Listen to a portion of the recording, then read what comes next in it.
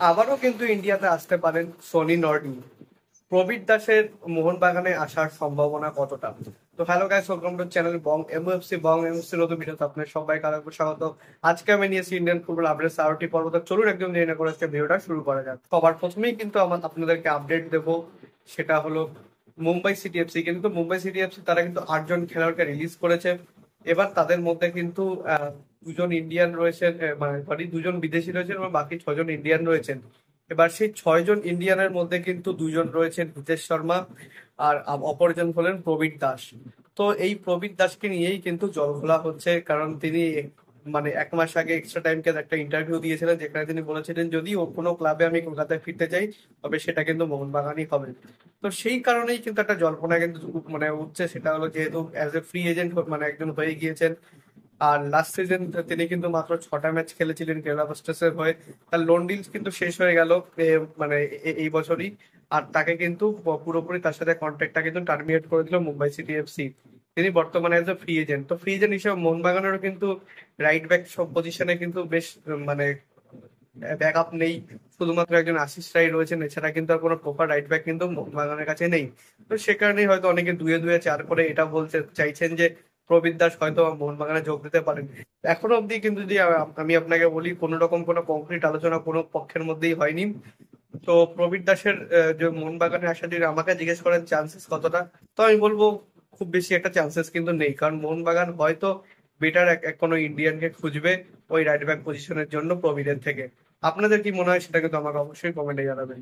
আপনাদের মধ্যে অনেকের মনেই কিন্তু একটা প্রশ্ন আসতে পারে যে মোহনবাগানের যে ডুরান্ড টিমটা অনুষ্ঠিত হবে মানে খেলবে, সেই টিমটা কি মোহনবাগানের ফার্স্ট 11 হবে? সব বিদেশিরা কি খেলবে, নাকি যেরকম সুপার কাপে খেলে সেই রকম শুধুমাত্র জুনিয়র প্লেয়ারদের দিয়ে টিম গঠন করা হবে? তো দেখুন, আপনারা যারা লাস্ট কয়েক সিজন ধরে ডুরান্ড দেখতে পেয়েছেন, তাহলে তাতে আমরা একটা কিন্তু প্যাটার্ন লক্ষ্য করেছি। প্রথম একটা কি দুটো ম্যাচে কিন্তু পুরো সেট টিম কিন্তু খেলে না, পুরো দল কিন্তু খেলে না। মাত্র কয়েকজন ফার্স্ট টিমের খেলোয়াড় খেলেন, এছাড়া একজন দুজন বিদেশি কিন্তু খেলেন। তার সাথে কিন্তু মানে আরএফডিএল এর যে ইউথ লিগের যে জুনিয়র টিমের প্লেয়াররা, তারাই কিন্তু বেশিরভাগ সময় কিন্তু মাঠে থাকেন। তো এবার ডুরান্ড কাপও কিন্তু সেটাই কিন্তু হতে চলেছে। এবার ডুরান্ড কাপ কিন্তু নেক্সট মান্থ থেকে, নেক্সট মান্থ বলা ভুল হবে, নেক্সট মান্থ অর্থাৎ জুলাই মাস থেকে কিন্তু অনুষ্ঠিত হবে। তারপরে কিন্তু এআইএফএফ জানিয়েছে তারা আইএসএল আবার এসিএল এর আগেই কিন্তু তারা ফেডারেশন কাপটা কিন্তু অনুষ্ঠিত করতে চলেছে। এই ফেডারেশন কাপ কিন্তু আগের সুপার কাপ, সেই সুপার কাপের নাম বদলে কিন্তু বর্তমানে ফেডারেশন কাপ করা হয়েছে। তো সেই ফেড কাপ থেকে কিন্তু একটা এসিএল এর একটা স্লট পাওয়া যাবে, মানে পাওয়ার চান্স আছে। তো সেই জন্য কিন্তু সেটাই কিন্তু মোহনবাগান খুব বেশি করে গুরুত্ব দেবে। এই মানে এই মুহূর্তে কিন্তু এটাই আপডেট আছে।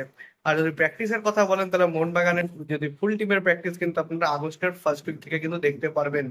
মোহনবাগান জনতার নয়নের মণি সনি নর্ডি, যার জন্য কিন্তু 2014-15 সালের আই লিগ এবং তার নেক্সট সিজনে কিন্তু ফেড কাপটা কিন্তু এসেছিল মোহনবাগানে।